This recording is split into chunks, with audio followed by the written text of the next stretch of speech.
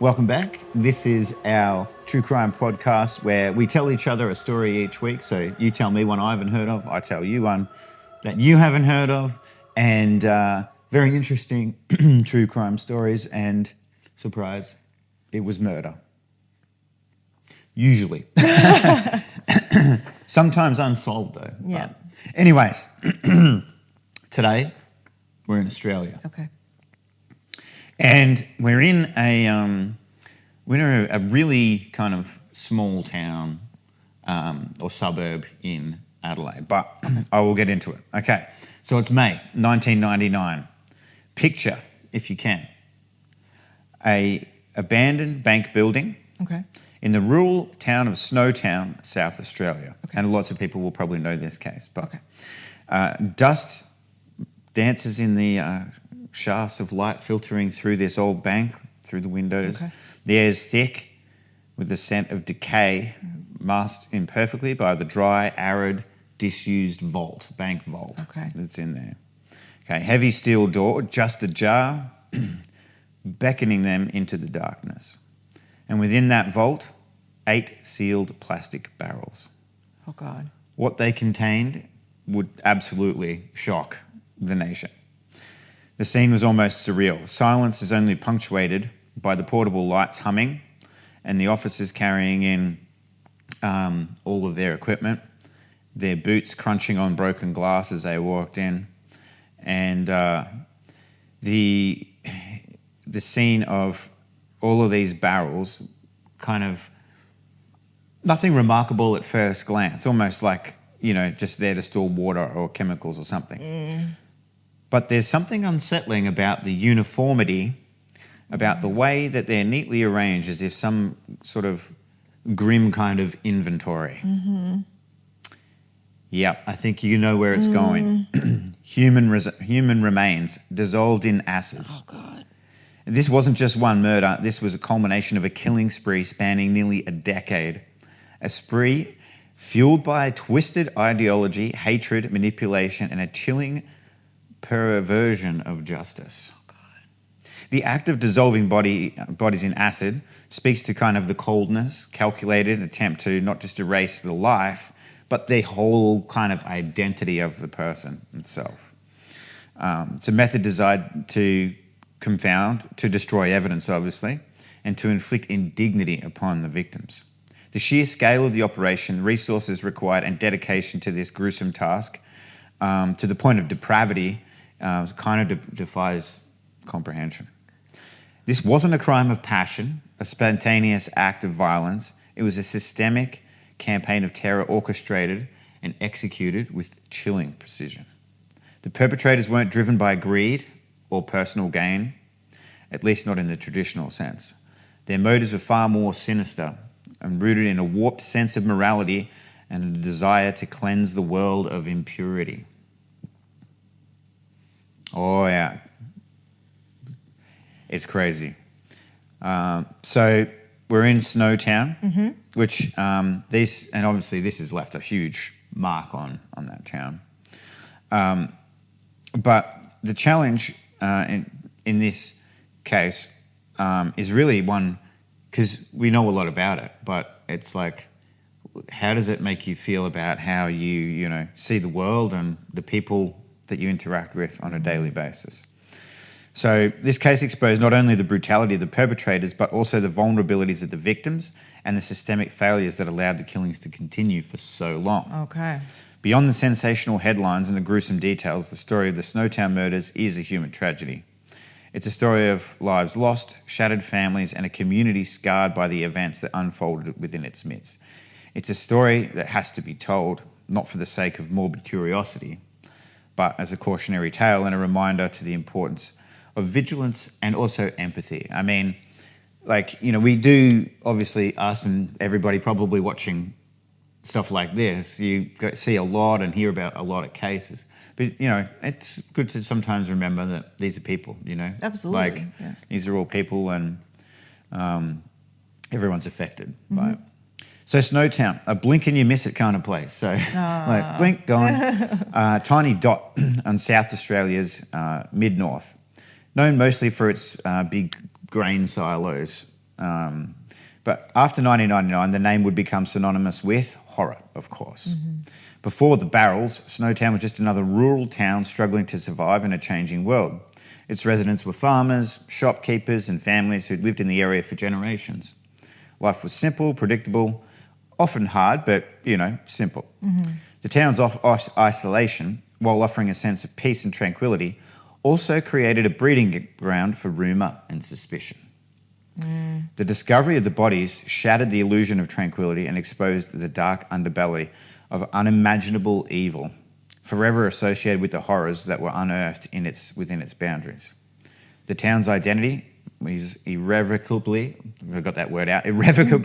altered, its reputation tarnished, and its residents left to kind of grapple with and deal with the legacy of this crime. So, the story begins in Snowtown, but not in Snowtown, but in the northern suburbs of Adelaide. In the early 1990s, a man named John Bunting began to cultivate a dangerous ideology. Adelaide's northern suburbs, a landscape of sprawling housing estates and industrial parks, like you see pretty much all around the world, was the perfect environment for his twisted ideology to take hold.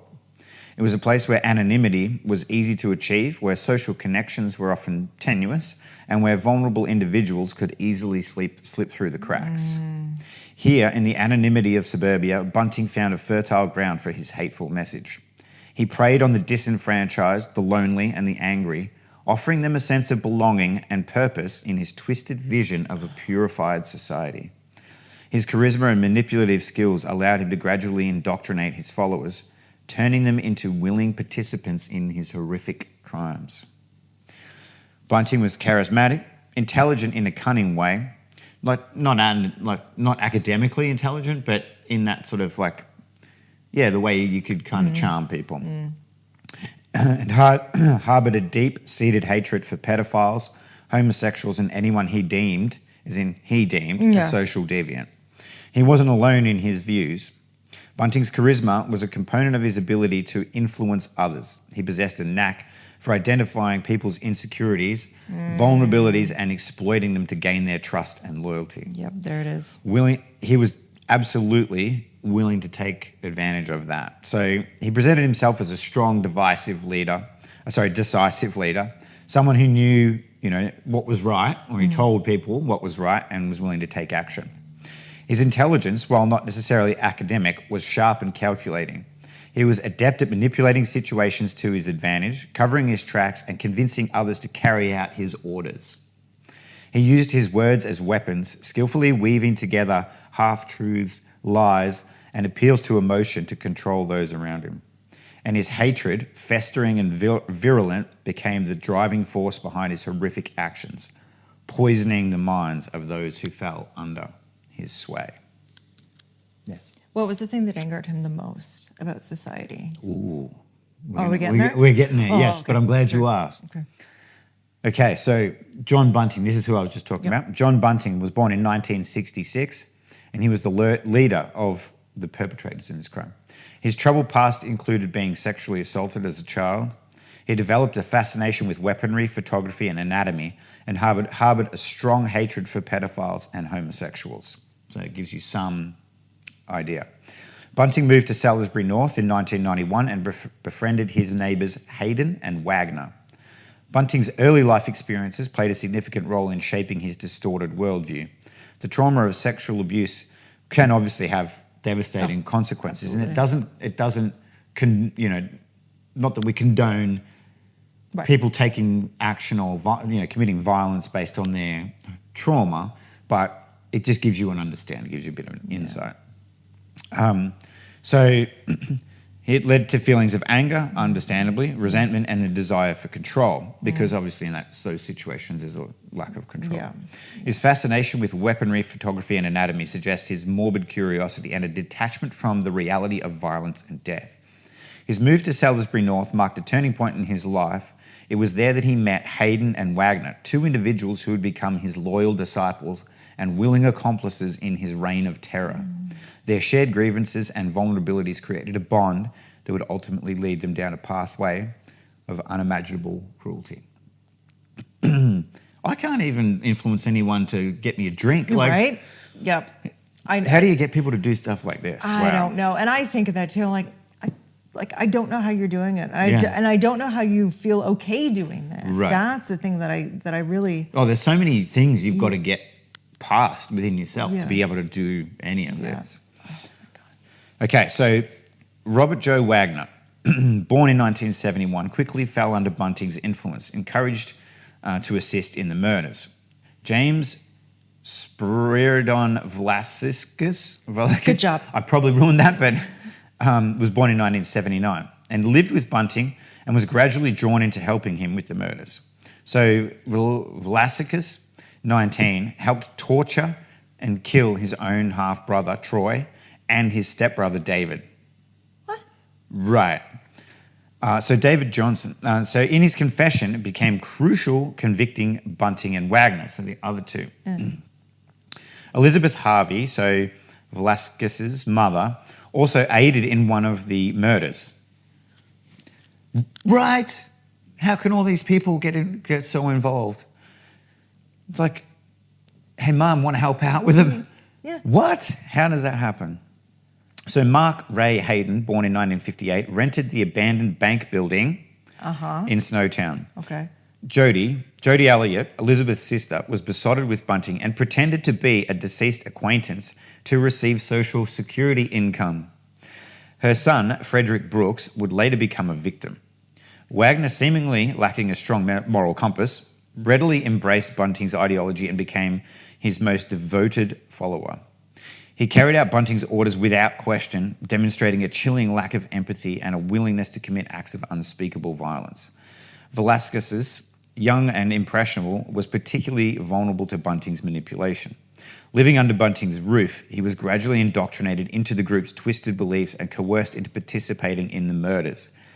His involvement in the deaths of his own family members highlights the extent of Bunting's control and the depths of the group's depravity.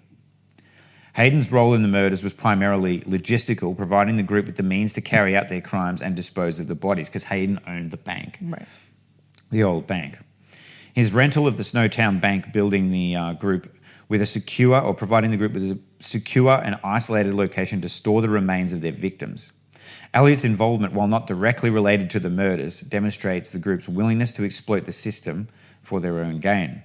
Her deception in claiming Social Security payments further underscores their moral bankruptcy and their complete disregard for the law. Now, laws, okay, Law yeah, schmalls, yeah. law schmall, but I mean morally, Yes, geez. absolutely. Okay, so together, these individuals formed a domestic death cult. Their victims were often vulnerable individuals on the fringes of society, targeted for their perceived flaws or simply for being annoying to the group. Bunting claimed to be purging society, but the killings were about power, control, and sadism.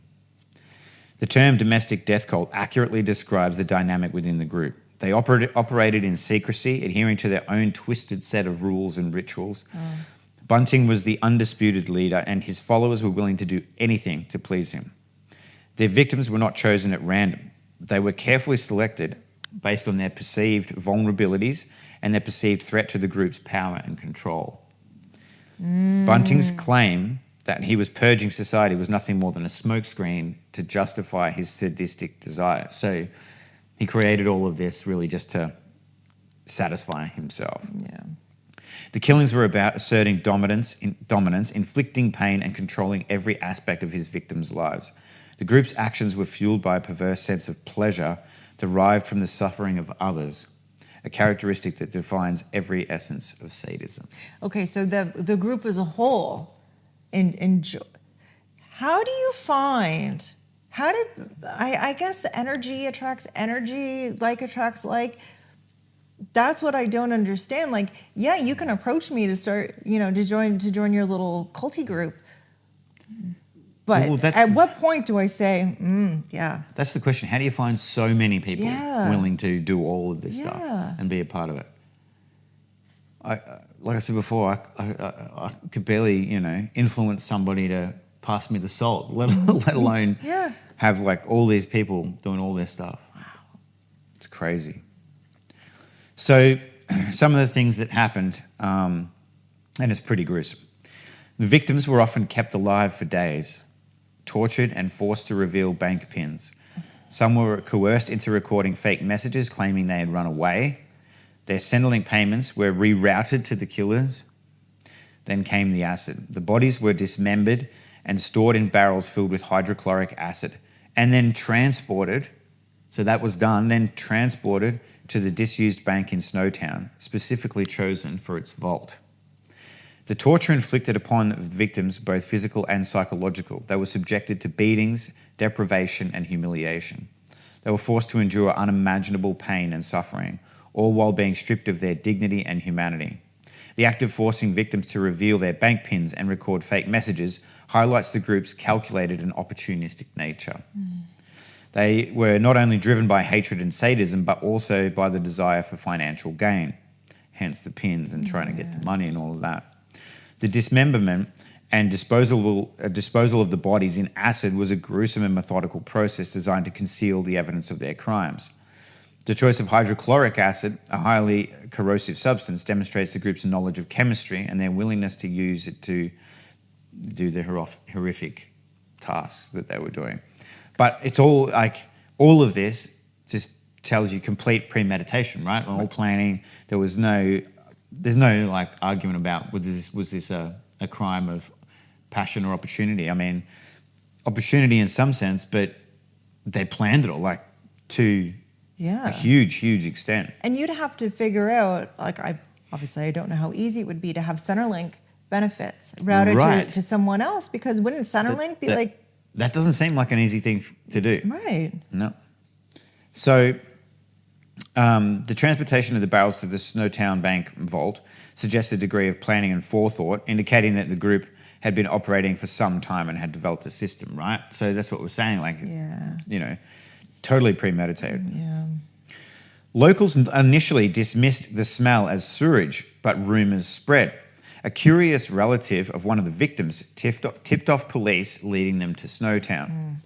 The fact that the smell of decomposing bodies was initially dismissed as sewage speaks to the insularity and complacency of the community. So the area where they were, like it said before, people could slip through the cracks. It was like people just didn't notice things, that sort of thing. So, it just kind of further spoke to the way the community was, very kind of to themselves. And I was going to say, like when the guy rented the old bank, does no one going around saying, like, from the leasing office saying, hey, like, what are you doing in here? But we've been in some dodgy places around, like, this isn't a business. Right. yeah, this isn't what it says it is. Absolutely. So people were willing to turn a blind eye to the unpleasant realities around them, and perhaps out of fear or desire to maintain the status quo. Okay. However, the rumours that circulated within the town suggest that there was a growing unease and a sense that something was not right. The tip-off from one of the relatives of the victims was a crucial turning point in the investigation. It provided the police with the information they needed to focus their attention on Snowtown and ultimately uncover the horrific truth. With that single act of courage, the Snowtown murders might have... without that single act of courage, the Snowtown murders might have remained a dark secret buried beneath the surface forever. Oh, my God. What they found was beyond anything they had imagined. 8 barrels, 8 bodies, but the true number of victims was 11. The discovery of the barrels and their contents sent shockwaves throughout the country, massively. And the sheer scale of the killings and the depravity of the methods used were almost incomprehensible. The fact that the true number of victims was even higher than initially believed only added to the horror. The Snowtown murders exposed the dark side of human nature and challenged our understanding of the capacity for evil. It forced us to confront the uncomfortable reality that such atrocities can happen even in seemingly quiet, relatively normal kind of communities, and that the perpetrators are often not monsters from the shadows, but people who live among us, hiding their true nature behind a mask of normalcy. So, this is just... it's just crazy, absolutely crazy, all of it. And I did want to put in at this point, because like I said before, there's victims, right? And they're people. So I did want to take a second to just name the victims and, acknowledge them. So there was Clinton Tresize, Ray Davies, Suzanne Allen, Michael Gardner, Barry Lane, Thomas Trevelyan, Gavin Porter, Frederick Brooks, Gary O'Dwyer, Troy Ude, and David Johnson. Wow. So, like I said, I just want to, acknowledge the victims, and they should always be remembered, of course. But yeah, it's these people were human beings, had their own lives, dreams, hopes, all that kind of stuff. And they were just bopping around minding their own business. Yeah, and look, I don't know if any of these, because Bunting had a hatred for pedophiles given his sexual assault trauma, but I don't know if any of these victims were involved in any of that. Obviously, if they were, they deserve to be punished, but they should have been punished by the law and not by, this torturous kind of methods. So by remembering their names, obviously, we're just remembering that they were people, human beings. So the victims, many were manipulated, isolated, and ultimately betrayed by the people they knew. The victims of the Snowtown murders were often vulnerable individuals who were isolated from their families and communities, so targeted, just like a cult. They were targeted for their perceived weaknesses and their susceptibility to manipulation. Many of them betrayed by the people they trusted, people who were supposed to care for them and protect them. Their stories serve as a reminder of the importance of community, empathy, and compassion. And I think just keeping an eye on things, like even if, just be mindful of things that are going on. So initially, the body of Clinton Tresize was found in 1994, but no connection to Bunting was made. The death of Thomas Trevelyan in 1997 was treated as a suicide. Police inquiries into Elizabeth Hayden's disappearance eventually led them to Snowtown on May 20, 1999, and the remains of 8 victims were found in plastic barrels in a disused bank vault. It's believed that the bodies had been found in several locations before being moved to the bank vault. The 2 more bodies were found buried in Bunting's backyard. Bunting, Wagner, and Hayden were arrested on May 21st, 1999, and Velasquez was arrested on May 26, 1999. The initial failure to connect the early deaths to Bunting highlights the challenges faced by law enforcement in investigating complex serial murder cases. The lack of communication between different police departments and the absence of a comprehensive database of missing persons contributed to the delay in identifying the pattern of killings. Of course, because they're moving them as well. Yep. So it's not as easy as right here is where the bodies are type thing. Right. And I'm assuming out there would have been a little more remote. So people come, people go. People want to be left alone. Like if you actively move to a place like this, you want to be left alone. Right. Like, and going across jurisdictions and stuff like that makes it even more difficult. And having the bodies in barrels, not a lot of evidence there. Like there's not, it's just barrels.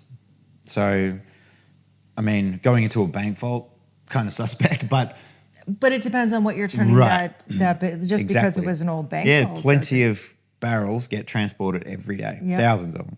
Could have been anything. Yep. So the lack of communication was a part of it. The lack of database for missing persons. Yeah. The treatment of Thomas Trevelyan's death as a suicide underscores the importance of thorough investigation in all cases, though, regardless of initial appearances. So it was ruled a suicide, but it was actually a murder. The discovery of the bodies in the Snowtown bank was a pivotal moment in the investigation. It provided conclusive evidence of the murders and led to the arrest of Bunting, Wagner, and Hayden.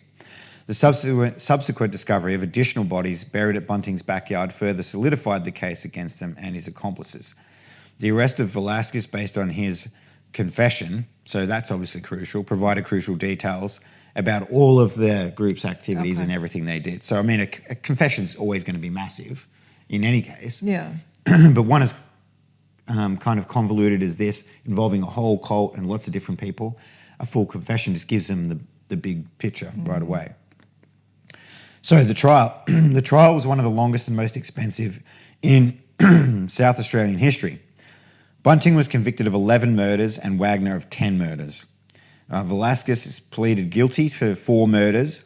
Hayden was convicted on 5 counts of assisting with the murders. Bunting was sentenced to 11 consecutive terms of life imprisonment without parole. Wagner was sentenced to 10 consecutive terms under the same conditions. Velasquez was sentenced to 4 consecutive life sentences with a non-parole period of 26 years. Hayden was sentenced to 25 years with a non-parole period of 18 years. In February 2024, Hayden was granted parole. So he's the one who assisted in taking the logistics of everything. I was just quickly doing math in my head. I'm like, oh. Yep. So he was released last year. The length and expense of the trial reflect the complexity of the case and the extensive evidence that was needed to be presented to the jury. The convictions of Bunting, Wagner, Velasquez, and Hayden brought a sense of closure to the families of the victims and demonstrated that justice had been served. The sentences handed down to Bunting and Wagner, life imprisonment without parole, ensuring that they would never be able to harm innocent people again. The sentencing of Velasquez and Hayden, while less severe, reflected their lesser roles in the murders. However, their sentences were still substantial and served as a deterrent to others who might attempt similar crimes. The granting of parole to Hayden in 2024 sparked controversy and raised questions about the fairness of the justice system. Many felt that he should have been required to just serve his full sentence and maybe just stay in jail forever. Because, well, it's horrific crimes, like whether you were helping with it or not, you knew what was going on. Yep. And that's, to me, that's just as bad. Well, because every second you have the choice to say, this is wrong. Yeah. He could have gone to the cops right away. Every second you have that decision and you didn't make it. Yeah. And I understand brainwashing. I understand all of these things. But at the end of the day... Yeah, it doesn't make up for it. Like it shouldn't let you off lighter. Yeah. So that's the Snowtown murders. Wow. As soon as you said barrels. Yeah, you knew it was going to be a bad one. Yeah. Oh my God. Yeah. And the thing is, this is why people don't want to meet new people. It's because of things I'll like stay this. here. Because you just never know. Yeah. People seem all nice, but then they're charming and charismatic, and then they're going and then they're judge, doing jury, this. and executioner because they just don't like you. It's crazy. Thank you for that one. You're welcome. I hope that somebody else, learned about that one today for the first time. And horrific, but interesting all the same. Yeah, thank you very much. All right. On that note, we'll see you all next time.